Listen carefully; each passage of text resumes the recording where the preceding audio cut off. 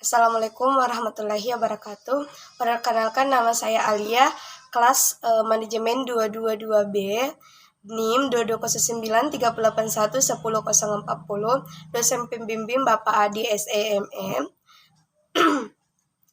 Tujuan saya membuat video ini sebagai tugas mata kuliah etika bisnis, di mana saya akan merangkum dua materi, yaitu perilaku etika bisnis dan budaya perusahaan.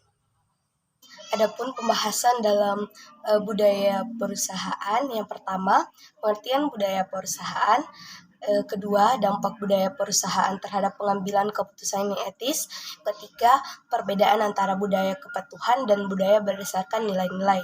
Dan yang keempat adalah peran kepemimpinan perusahaan dalam membangun budaya tersebut. Adapun pengertian budaya perusahaan, yaitu budaya perusahaan merupakan nilai yang memandu sumber daya manusia untuk menghadapi masalah eksternal dan menyesuaikan interaksi dalam perusahaan, sehingga seluruh anggota organisasi memahami nilai-nilai yang ada dan bagaimana mereka harus berperilaku. Budaya perusahaan memiliki peran penting dalam pengembangan organisasi dan pengambilan kebijakan. Kemudian adapun dampak budaya perusahaan terhadap pengambilan keputusan yang etis. Budaya perusahaan dapat memiliki dampak yang signifikan terhadap pengambilan keputusan yang etis. Budaya perusahaan merujuk pada nilai-nilai, norma, keyakinan, dan perilaku yang dianut dan diperhatikan oleh organisasi secara keseluruhan. Berikut adalah beberapa dampak budaya perusahaan terhadap pengambilan keputusan yang etis.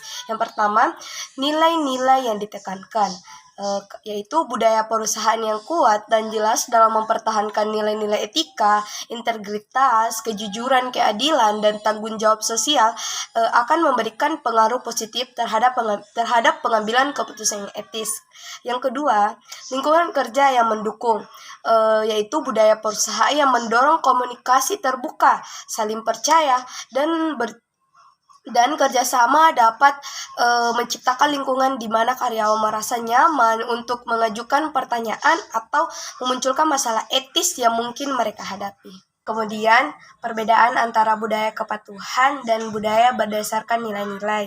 Yang pertama, budaya kepatuhan, yaitu fokus pada aturan dan peraturan yang harus diikuti oleh individu.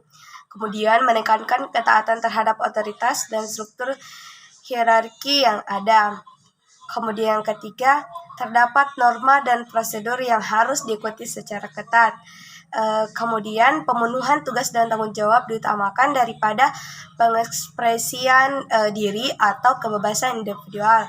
Perilaku dan keputusan seringkali diarahkan oleh aturan yang telah ditetapkan. Kedua, budaya berdasarkan nilai-nilai, yaitu memprioritaskan nilai-nilai dan prinsip-prinsip yang dipegang oleh individu dan masyarakat. Kemudian adapun peran kepemimpinan perusahaan dalam membangun budaya tersebut. Peran kepemimpinan perusahaan sangat penting dalam membangun budaya perusahaan yang kuat dan positif. Kepemimpinan yang baik mampu mengarahkan dan mempengaruhi karyawan agar menerima dan menerapkan nilai-nilai, norma, dan perilaku yang diinginkan perusahaan. Berikut ini adalah beberapa peran utama kepemimpinan perusahaan dalam membangun budaya tersebut. Pertama, mengartikulasikan dan mengkomunikasikan visi dan nilai perusahaan, yaitu seorang pemimpin harus secara jelas mengartikulasikan visi, misi, dan nilai-nilai perusahaan kepada seluruh anggota tim.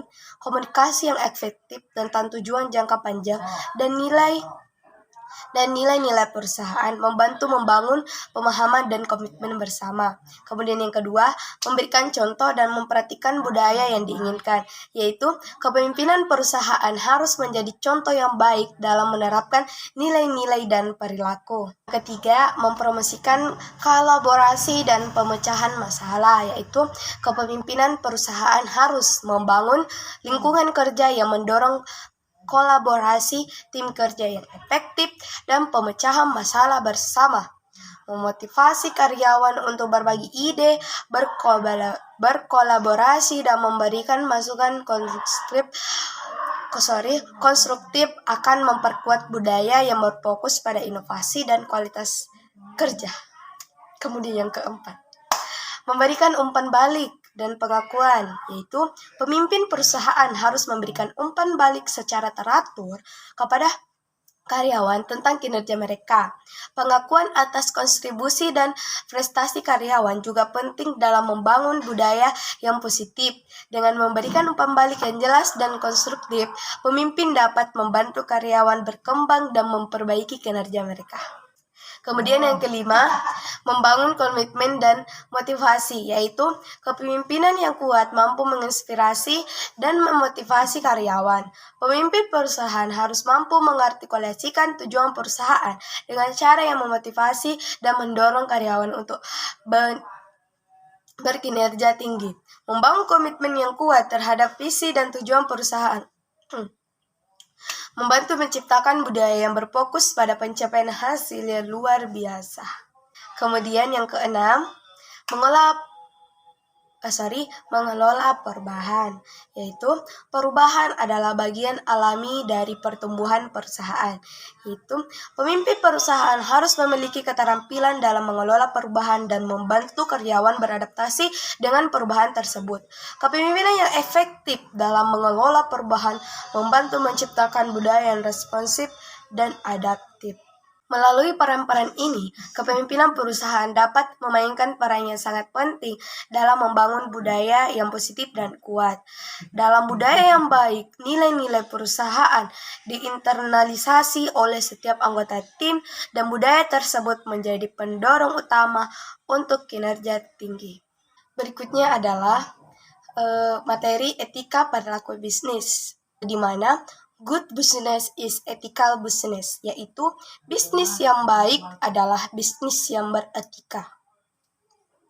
Etika menuntut agar seseorang melakukan ajaran moral tertentu karena ia sadar bahwa hal itu memang bermanfaat dan baik bagi dirinya dan orang lain. Adapun perilaku bisnis merupakan pemegang kepentingan utama, yaitu stakeholder atau orang yang berkepentingan dalam bisnis. Terdapat beberapa pemegang kepentingan utama yang terlihat dalam bisnis antara lain. Yang pertama, pemilik, yang kedua karyawan, yang ketiga kreditor, yang keempat pemasok, dan yang kelima pelanggan, dan yang keenam adalah investor. Kemudian, unsur yang harus diperhatikan dalam bisnis yang beretika adalah nilai keadilan. Perhatikan beberapa perbuatan ketidakadilan ketika bisnis yang terdapat dalam pengaturan pemasaran. Yang pertama, proses mendapatkan barang yang dilakukan dengan menghadang supplier di pinggir kota sebelum masuk pasar atau untuk mendapatkan harga lebih murah. Kemudian, mengurangi timbangan. Selanjutnya yaitu menyembunyikan cacat yang terdapat di barang, kemudian melakukan manipulasi pemasaran. Kemudian selanjutnya adalah praktik bisnis yang tidak beretika. Sebagai ilustrasi, masyarakat masih memandang bisnis adalah bisnis di mana sangat dimungkinkan untuk melakukan tindakan kurang terpuji untuk mencapai tujuan bisnis.